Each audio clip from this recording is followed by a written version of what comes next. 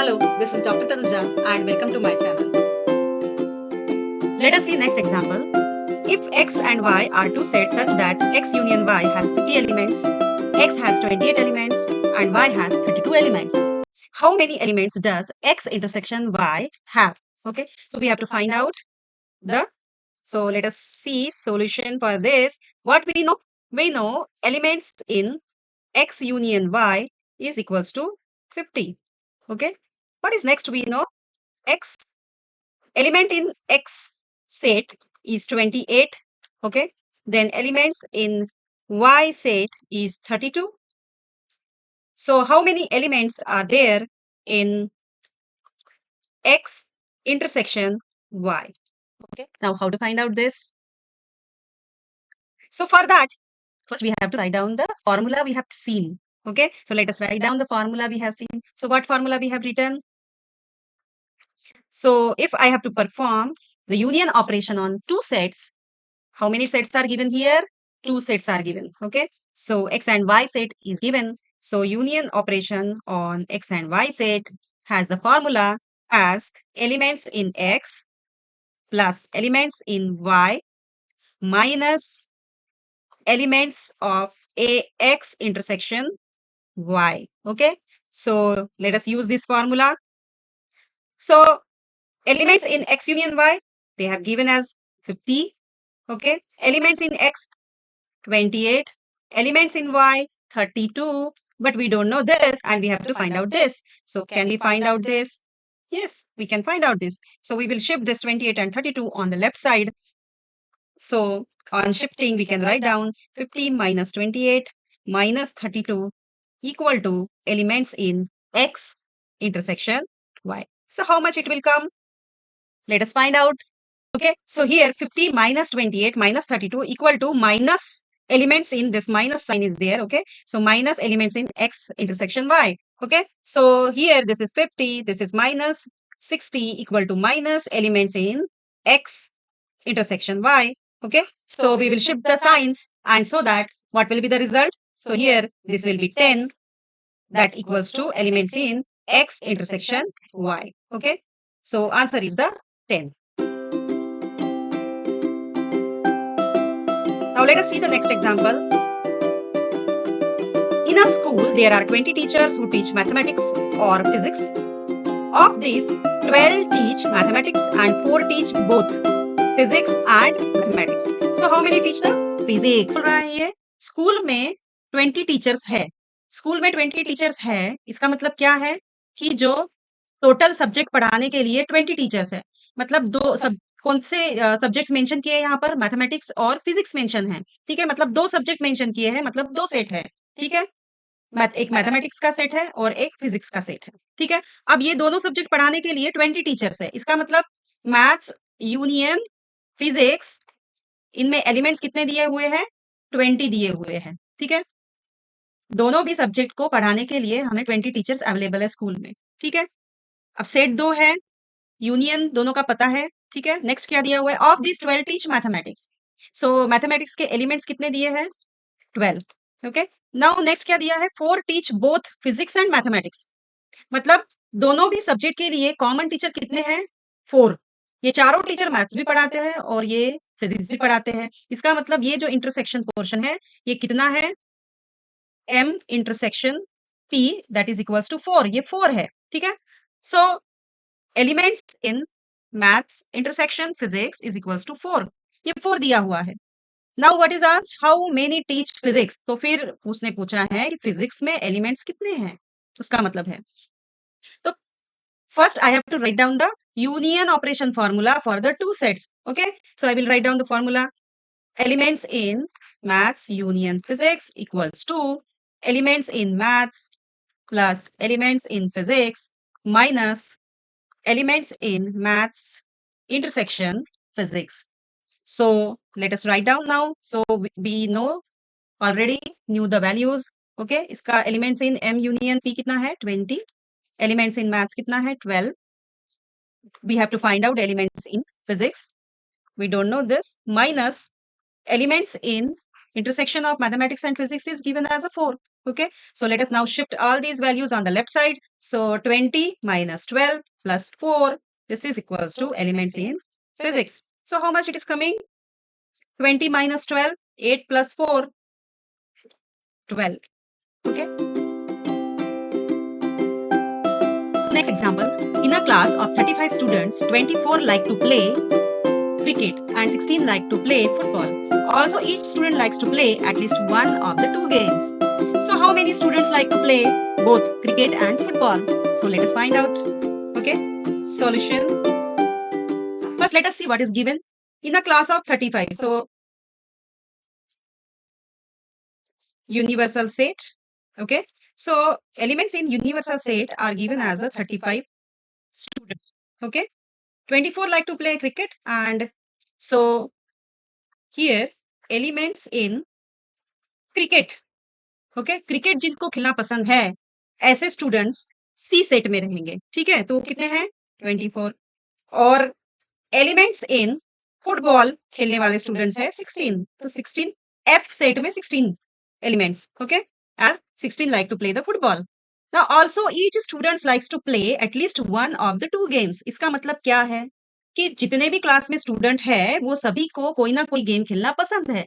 मतलब इस गेम्स में सभी पार्टिसिपेट कर रहे हैं. इसका मतलब क्या है कि ये दोनों खेलों को कितने स्टूडेंट्स खेल रहे हैं मिला के?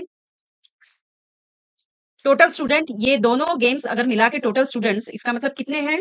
वो है 35. मतलब क्लास में जितने भी स्टूडेंट्स हैं वो सारे कोई ना कोई गेम खेल रहे हैं. तो इसीलिए क्रिकेट और फुटबॉल मिला के दोनों गेम्स खेलने वाले स्टूडेंट टोटल क्लास के स्टूडेंट्स हैं जो कि 35 है. Okay, now what is next? How many students like to play both cricket and football? तो दोनों भी गेम्स खेलने वाले स्टूडेंट कौन से हैं? मतलब ये दोनों सेट में ऐसे स्टूडेंट कौन से हैं कि ये भी खेल रहे हैं और ये भी खेल रहे हैं. ओके, तो वो क्या हो जाएगा? वो हो जाएगा intersection of set C and set F. So हमें पूछा है कि अगर हम क्रिकेट और फुटबॉल ये दोनों सेट का इंटरसेक्शन करते हैं तो मतलब यहाँ इस दोनों में से ये दोनों सेट में कॉमन कौन से है? मतलब दोनों भी गेम खेलने वाले स्टूडेंट कौन से हैं? कॉमन कौन से हैं? ठीक है, कि जो क्रिकेट भी खेलते हैं और फुटबॉल भी खेलते हैं. तो कॉमन बच्चे ऐसे कौन से हैं कि इस सेट में भी है और इस सेट में भी है? फॉर एग्जाम्पल, क्रिकेट खेलने वाले बच्चे हैं ए बी सी डी और फुटबॉल खेलने वाले बच्चे हैं C D E F. Okay, so इसमें से सिर्फ क्रिकेट खेलने वाले बच्चे ये ए और बी है और फुटबॉल खेलने वाले बच्चे सिर्फ ई और एफ है. अब कौन से बच्चे हैं कि जो क्रिकेट भी खेलते हैं और फुटबॉल भी खेलते हैं? तो सी और डी है कि जो दोनों गेम खेल रहे हैं. ओके, सो हमें भी ये पूछा है कि दोनों गेम कौन से बच्चे खेल रहे हैं. ठीक है, ये सेट में बच्चे कितने हैं जो क्रिकेट खेल रहे हैं? 24. जो फुटबॉल खेल रहे हैं वो है 16. सो लेट अस ड्रॉ हियर दो सेट है हमारे पास. क्रिकेट का सेट है और फुटबॉल खेलने वाले स्टूडेंट्स का सेट है. ठीक है, तो हमें क्या पूछा है? हमें पूछा है ये कॉमन, दो बच्चे कॉमन है दोनों भी गेम में.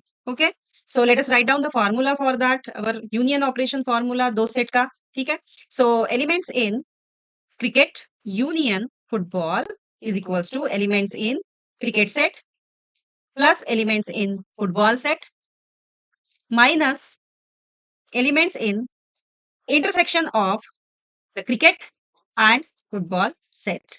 Okay, so elements in C set कितना है? 24. एलिमेंट्स इन फुटबॉल सेट कितने हैं? 16. और ये भी दिया है हमें union of cricket and football कितने हैं? 35. Okay, and this we have to find out. Okay, so let us find out this. So we will take these terms on the left side, then how to write down 35 minus 24 minus 16 equal to minus elements in C intersection F. Okay, so what will be the answer for this? 24 plus 16, that will be 40. 40 minus 35, 5. So this will come as a minus 5. Here also minus C intersection F. So what is the answer therefore?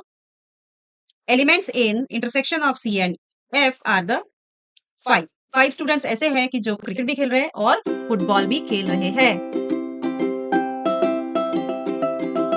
Now next example, in a survey of 400 students in a school, 100 were listed as taking apple juice, 150 as taking orange juice, and 75 were listed as both apple as well as orange juice. Find how many students were taking neither apple nor orange juice. So solution, अब इसमें फिर से हमें we have to identify कि set कितने हैं। Okay, सबसे पहले क्या दिया है, in a survey of 400 students in a school, मतलब कि यूनिवर्सल सेट की वैल्यू एलिमेंट्स कितने दिए हैं, 400। एक स्कूल में 400 स्टूडेंट्स का सर्वे किया गया, मतलब हमारे टोटल स्टूडेंट्स जो है जिनका सर्वे किया गया है वो है 400। सो यूनिवर्सल सेट की वैल्यू है 400। 100 were listed as taking the apple juice, 150 as taking the orange juice. कितने टाइप के जूसेस पे एनालिसिस किया हुआ है, दो, एप्पल जूस और ऑरेंज जूस। मतलब हमारे सेट कितने हैं, दो सेट है। तो यूनिवर्सल सेट में दो सबसेट है, एक ए सबसेट है, और तो instead of writing A and B we will write down the apple juice and the orange juice. Okay, so apple juice के और ऑरेंज जूस के दो सेट है, ठीक है। सो दिया क्या है, let us see, 100 were listed as taking the apple juice, मतलब एलिमेंट्स इन एप्पल जूस कितना है, 100। इस 400 में से 100 जो है वो एप्पल जूस लेते हैं। 150 as taking the orange juice, so elements in orange juice कितने हैं, 150। 75 were listed as taking both apple as well as orange juice, मतलब कि क्या दिया है हमें, दोनों भी एप्पल और ऑरेंज लेने वाले कॉमन कौन से हैं, ठीक है। तो कॉमन का मतलब क्या है, कॉमन का मतलब इंटरसेक्शन है। तो इंटरसेक्शन कितना हुआ, A intersection O, that is given as 75। So how many students वे are taking neither apple juice nor orange juice, तो ऐसे कितने स्टूडेंट हैं कि जो ना ही एप्पल जूस ले रहे हैं और ना ही ऑरेंज जूस ले रहे हैं, ठीक है। तो सबसे पहले अगर हमें ये जो ए और ओ वाले हैं ये सारे तो ले रहे हैं, है ना, तो हमें निकालना क्या है कि ये जो यूनिवर्सल सेट है इसमें से इतने जो बच्चे हैं, ठीक है, इतने स्टूडेंट जो है ए और ओ को मिला के वो सारे ही जूस ले रहे हैं। अब इस यूनिवर्सल सेट में हमें ऐसे स्टूडेंट्स ढूंढना है कि जो जूस ले ही नहीं रहे हैं। इसका मतलब क्या है, इसका मतलब ये है कि अगर मैंने ए और ऑरेंज जूस का यूनियन किया तो इनको इस दोनों सेट के यूनियन में जितने भी स्टूडेंट्स आएंगे वो सारे स्टूडेंट्स जूस ले रहे हैं। अब मुझे जूस नहीं ले रहे हैं वो निकालने के लिए क्या निकालना पड़ेगा, मुझे निकालना पड़ेगा complement of the A union O, इसका कॉम्प्लीमेंट निकालना पड़ेगा। तभी मुझे पता चलेगा कि ऐसे कितने बच्चे हैं कि जो जूस ही नहीं ले रहे हैं, है ना। मतलब 400 इज द यूनिवर्सल सेट, इनका एनालिसिस किया, उसमें से एप्पल जूस लेने वाले 100 है, ऑरेंज जूस लेने वाले 150 है, और दोनों भी लेने वाले 75 है। तो जूस पीने वाले पी ही नहीं रहे हैं ऐसे स्टूडेंट कौन से हैं, ओके। तो उसके लिए सबसे पहले मुझे वो टोटल स्टूडेंट निकालना पड़ेगा जो जूस ले रहे हैं। तो उसके लिए मुझे सारे स्टूडेंट्स कितने हैं जो जूस ले रहे हैं, मतलब एप्पल यूनियन ऑरेंज, ये निकालना पड़ेगा, ठीक है। मतलब इनको अगर मैंने यूनिवर्सल सेट से रिमूव कर दिया, बाहर निकाल दिया, तो जो स्टूडेंट बचेंगे वो जूस ही नहीं ले रहे हैं, ठीक है। तो उसी को हम दूसरी तरह से कॉम्प्लीमेंट ऑफ दैट सेट भी बोलते हैं, है ना। तो अगर मैंने complement of apple union orange juice निकाल दिया तो मुझे मिल जाएंगे कि जो बच्चे जूस ही नहीं ले रहे हैं, ठीक है। सो सबसे पहले तो हम एप्पल और ऑरेंज जूस लेने वाले बच्चों का यूनियन निकालते हैं, ठीक है। सो इसको कैसे लिखेंगे हम, elements in A plus elements in O minus elements in A intersection O, okay. So इसमें हमें एलिमेंट्स इन ए दिया है that is 100, plus elements in O दिया है that is 150, and elements in A intersection O भी दिया है that is 75। So how much is the total, this 250 minus 75, 175, okay. Now I want to find out the complementary of this A union O. Then I will come to know कि juice न पीने वाले बच्चे कितने हैं, ठीक है। सो complementary निकालने के लिए हम डिफरेंस ऑपरेशन भी परफॉर्म करके निकाल सकते हैं, okay. So if I want to find out the complementary of A union O, इसका कॉम्प्लीमेंट्री अगर मुझे निकालना है, ओके। सो मैं कैसे निकाल सकती हूँ कि एलिमेंट्स इन जो यूनिवर्सल सेट में एलिमेंट्स है उसमें से मैं माइनस क्या कर दूंगी, मैं माइनस कर दूंगी elements in A union O. So automatically I will get the complementary of this set. Okay. So universal में कितने हैं, 400, 400 minus how much this is, 175. Okay. So what is the answer? So we will get 25. Okay. There are 200 individuals with a skin order. इसका मतलब क्या है कि elements in the universal set is given as 200. 120 has been exposed to chemical C1. इसका मतलब elements in the C1 set are 120. 50 to the chemical C2. इसका मतलब elements in C2 are 50. 30 to both chemicals. मतलब दोनों में भी C1 और C2 में common है. Okay. So elements in C1 intersection C2 common मतलब intersection वो है 30. So find the number of individuals exposed to chemical C1 और chemical C2. दोनों को भी एक C1 या C2 दोनों को भी जो भी इंडिविजुअल्स एक्सपोज हुए हैं वो हमें निकालना है. ठीक है. So let us draw the Venn diagram for that first to understand. तो यूनिवर्सल सेट उसमें दो सबसेट है. ठीक है. C1 और C2 ही मेंशन किया हुआ है. So this is C1, this is C2. Okay. सो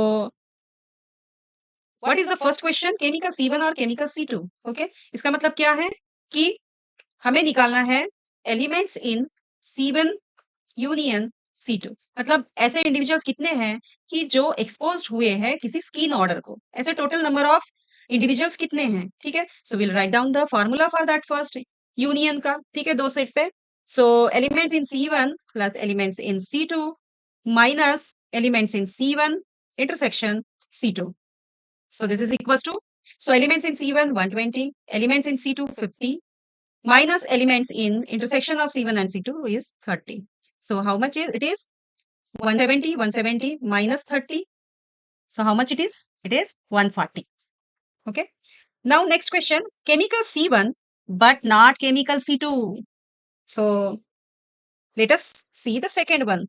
बोल रहा है कि केमिकल C1 होना चाहिए पर केमिकल C2 नहीं होना चाहिए. इसका मतलब क्या है कि okay. So what is the question? Chemical C1 but not chemical C2. इसका मतलब C1 का जो रीजन है उसमें से हम ये जो C2 का रीजन है उसको माइनस कर देंगे. So elements in C minus intersection of C1 and C2.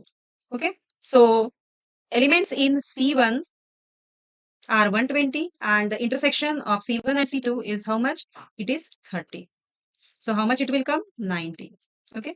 Now the third one. What is the third? Chemical C2 but not chemical C1. Okay. So C2 is this much circle. Okay. उसमें से हम क्या हटा देंगे? उसमें से हम ये रीजन जो कॉमन रीजन है C1 C2 में से वो C1 का C1 और C2 में जो कॉमन रीजन है उसको हम हटा देंगे. ठीक है. So then we will left with this only the C2 region. Okay. मतलब हमें सिर्फ C2 के एलिमेंट्स मिल जाएंगे. उसमें से C1 के निकल जाएंगे. सो बेसिकली हमें C2 माइनस C1 चाहिए है. ठीक है. So elements in C2 minus elements in intersection of C1 and C2. So this is equals to elements in C2 is 50 and intersection of C1 and C2 is 30. So what is left? 20.